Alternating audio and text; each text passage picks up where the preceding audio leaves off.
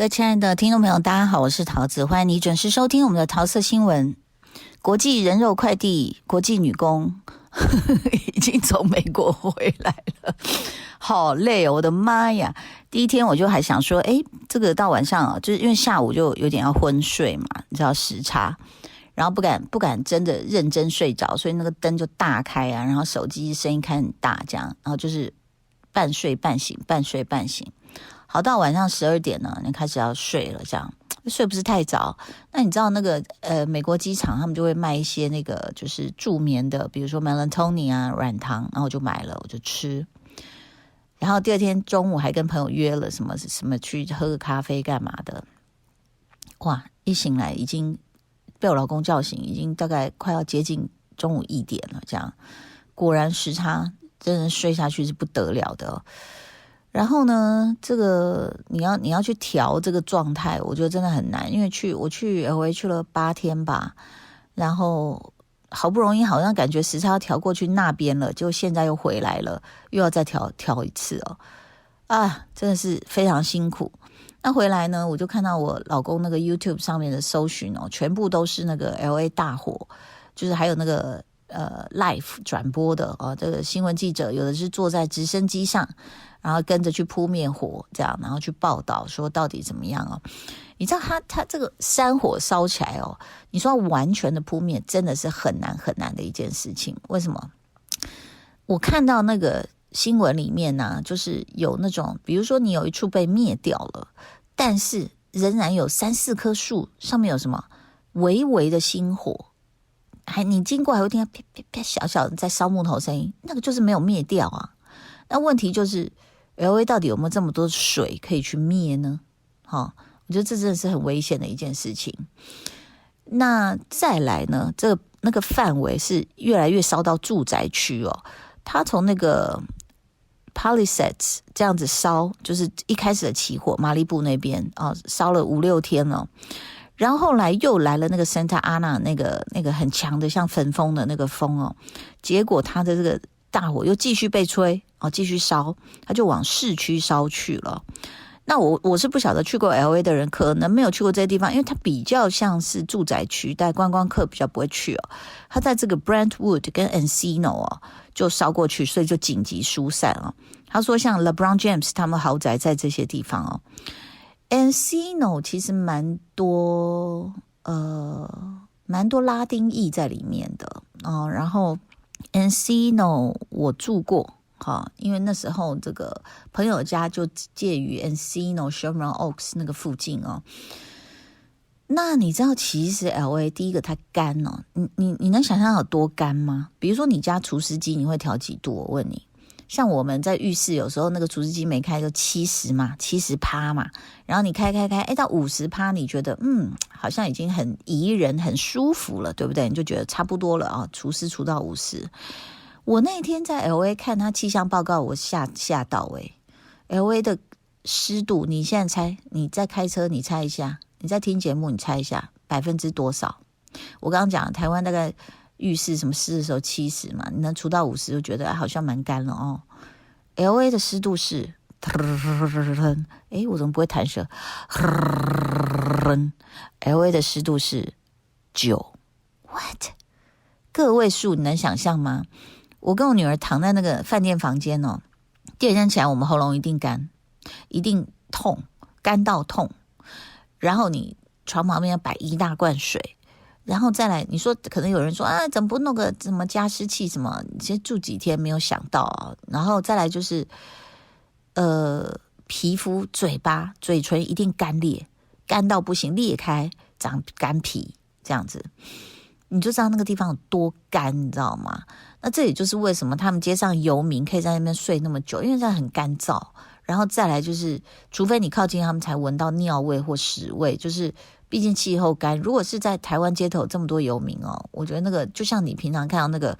可能有人不小心垃圾啊，或者是吐啊，或者是尿尿在那个街口，那个真的是很难去除那个异味嘛。所以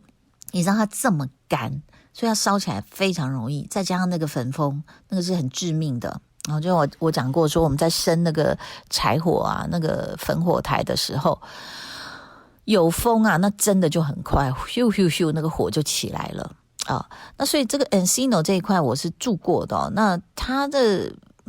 生活机能我蛮喜欢的，就是安静，然后也算是老区哦，就是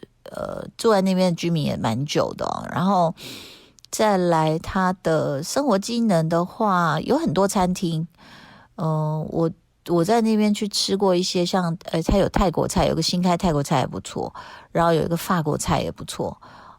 那但是当然想到 LA 就是说你已经没有那个心情去想那些餐厅美食了，第一个是因为贵啊，第二个是因为这次的这个灾情啊，他们其实这个烧起来之后哦，就是很多学校就是停课嘛哦，是没有停到班啦，有些当然就是可能停是因为像学校的老师他们家也被烧了，他没有办法去学校开学的活动，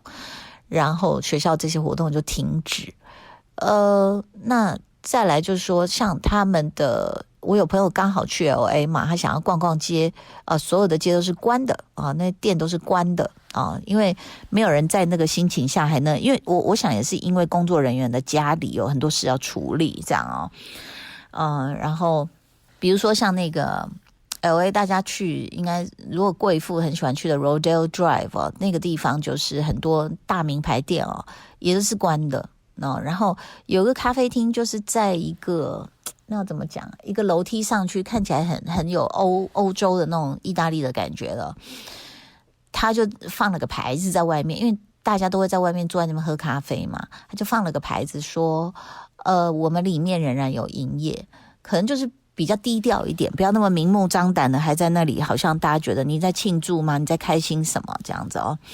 那当然没有人会开心啦，因为我觉得这真的是很大的一个灾难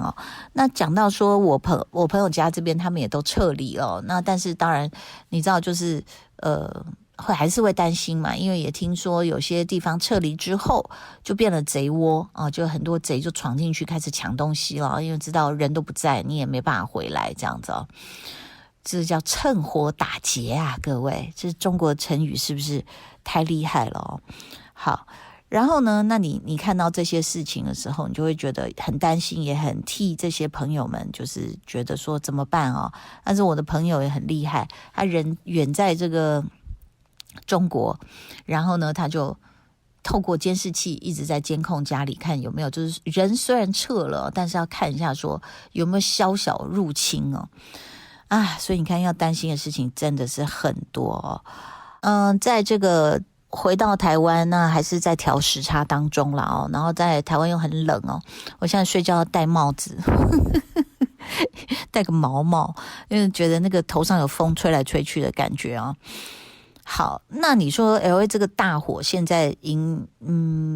墨西哥加拿大都来帮忙了然后好像说加拿大有一个飞机，你知道那飞机很酷的，它就停在那个水面上海面上，它就可以吸水进去，然后呢再来就可以飞上天去开始把这个水就是去浇熄这些火，就没想到其中一台就是被这个 LA 的这个一个无人机撞到受伤，然后不能飞哒啦，然后呢 LA 的检察官就很生气，出来开记者会说，你不要以为你飞无人机会没事，我告诉你现在可以给我停飞，你会被关这样对，这真的太来搅局了好，那墨西哥加拿大都来帮忙，然后内华达州、华盛顿州、犹他州、科罗拉多州、爱德华州跟新墨西哥州都派消防员抵达洛杉矶协助灭火，德州州长呢也派了消防员那现在这个大火的伤亡呢，已经至少造成16人死亡超过12000栋的房屋被烧毁，是美国历史上最具破坏力的野火之一包括有个好莱坞童星叫 Rory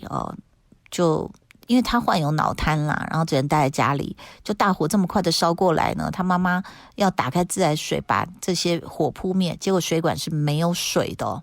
然后他妈妈手也受伤，然后最后消防员赶到把妈妈救出去，然后这个 Rory 他因为行动不便已经身亡，然后他跟妈妈说的最后一句话是你快走我觉得这真的太难过，真的太难过了那就在这样的一个山火已经这么狂，然后烧到大家都真的是不行的状况下呢，LA 已经成立专案小组去调查这个起源到底是什么，然后已经不止一处发现有人到处纵火，那在这些监控的影片里面也拍下有人在山上涉嫌纵火，那 Woodland 社区的民众是当场抓住了涉嫌纵火的嫌犯哦。那 Santa Monica 也抓住了2名嫌犯哦，也是涉嫌纵火。那不但在西边哦，在东边的华人区山上也有人纵火这样子。那他们说有人在这个华人区的核桃市跟钻石坝哦这个附近的山上发现有人纵火，幸好及时发现哦，火苗被扑灭，那嫌犯逃走了。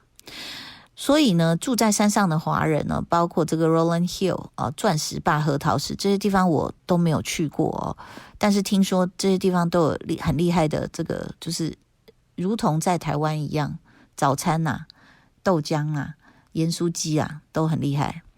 然后就呼吁大家说，你要注意山上的动静，尤其山上有步行道的，如果发现浓烟或者火苗，立即报警哦。那在火灾发生初期，如果可以赶快把它扑灭，不然这个后果是不堪设想的。好，那可以看到这个洛杉矶的什么州长啊、市长啊出来讲话，大家都非常的生气哦。那洛杉矶的消防局 LAFD 的副局长Christine Larson 哦，他讲话又讲错了哦。他的言论被指责是怪异且不负责任，引发了公众强烈反对哦。在回应关于女性消防员是否具备足够体力对男性受害者实施救援，这名年薪30万美元的副局长，她是一个女生哈，她表示说，如果我必须把她从火中救出来，那她一定是找错地方了。她在说什么？这段话被批评人士解读为对火灾受害者的冒犯跟指责，尤其是在帕利塞兹大火造成大规模破坏之际。哎呀，我觉得这些官员都低调吧，你讲话也小心吧，要有同理心吧。都你自己想看看，你家全部被烧成灰之后，你的想法是什么？你的感觉是什么就好了。好，你只要想你自己，同理心就是人家发生的事发生在你身上，你会有什么感觉？就这样就好了。因为你现在是毫发无伤的，仍然过你的日常啊。那一开始那个烧起来的那个帕利塞兹，烧毁了2万多英亩的地啊，控制率只有11%，也就是说89%是控制不了的。它那个我就讲嘛，那一点点星火，就是看起来没有火焰，但是有那个红色的点点，那个风一吹，晃又起来了啊。那在伊城这个地方呢，就烧了14000多英亩，控制率27%。